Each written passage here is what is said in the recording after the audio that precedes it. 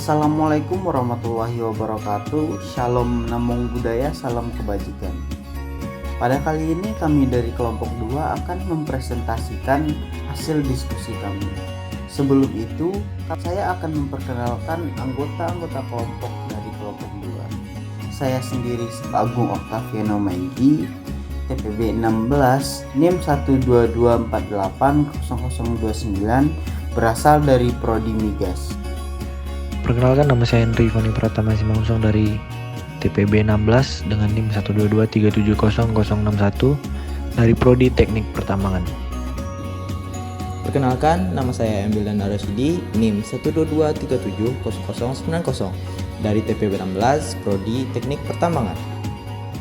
Halo semua, perkenalkan nama saya Christine Daniel Somara Simanjuntak, NIM 122370056 dari Prodi Teknik Pertambangan TPB 16. Perkenalkan, nama saya Suryadi Akmalwijaya dengan NIM 122370060 dari Program Studi Teknik Pertambangan kelas TPB 16.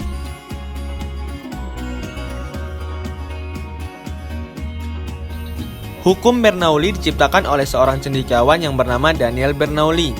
Bernoulli beranggapan bahwa perilaku alam dapat dipahami manusia melalui sebuah konsep partikel yang kecil. Hukum Bernoulli adalah suatu kenaikan dari kecepatan aliran fluida yang mampu menyebabkan adanya penurunan tekanan fluida secara bersamaan. Jika fluida dinamis semakin cepat, maka semakin kecil tekanan yang akan dialaminya. Sementara jika fluida dinamis lambat berpindah, maka tekanannya akan semakin besar. Dengan kata lain, hukum Bernoulli adalah hukum kekekalan energi pada fluida. Hukum Bernoulli ini hanya diterapkan pada zat cair yang mengalir. Ada 3 variabel yang berpengaruh pada hukum Bernoulli, yaitu tekanan dapat disimbolkan dengan huruf P, kecepatan dapat disimbolkan dengan huruf V, dan ketinggian dapat disimbolkan dengan huruf H. Apabila kecepatan dan ketinggian posisi fluida lebih besar, maka tekanan dihasilkan cenderung lebih kecil.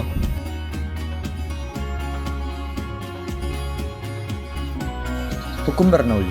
Hukum Bernoulli menyatakan bahwa jumlah tekanan, energi kinetik persatuan volume, dan energi potensial persatuan volume memiliki nilai yang sama di setiap titik sepanjang aliran fluida ideal. Hukum Bernoulli ini merupakan hukum yang dijadikan landasan di dalam fluida dinamis. Fluida dinamis sendiri adalah jenis fluida yang bergerak dan memiliki 2 karakteristik. 1. Fluida yang memiliki tekanan besar akan memiliki kecepatan aliran yang kecil. Sedangkan fluida yang memiliki tekanan kecil akan memiliki kecepatan aliran yang tinggi. Ada beberapa ciri-ciri fluida ideal. Yang pertama, fluida tidak dapat dimampatkan, yaitu volume dan massa jenis tidak berubah walaupun fluida tersebut diberi tekanan. Yang kedua, fluida tidak mengalami gesekan dengan permukaan dinding tempat fluida tersebut mengalir. 3. Kecepatan aliran fluida bersifat laminar. Artinya, tiap-tiap partikel mempunyai garis alir tertentu dan untuk luas menapang yang sama akan mempunyai kecepatan yang sama.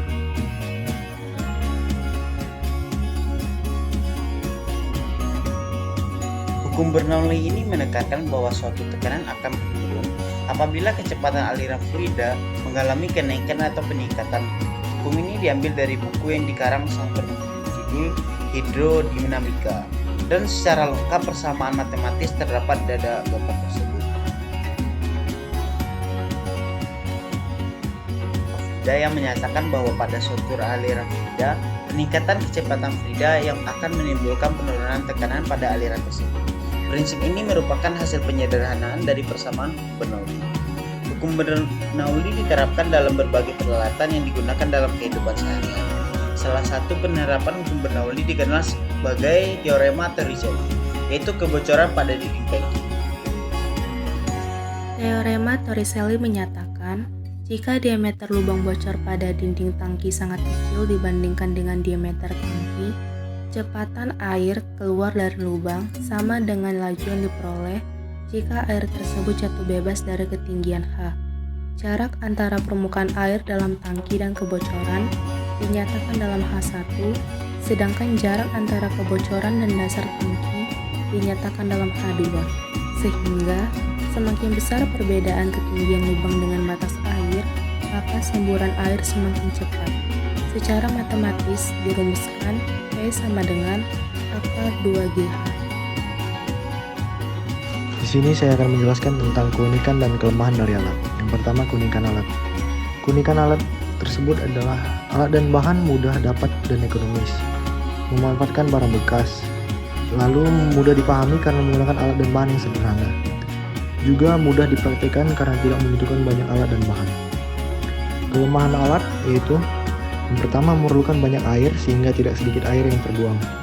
Alat yang dibuat juga kurang menarik serta menimbulkan banyak genangan air setelah praktikum.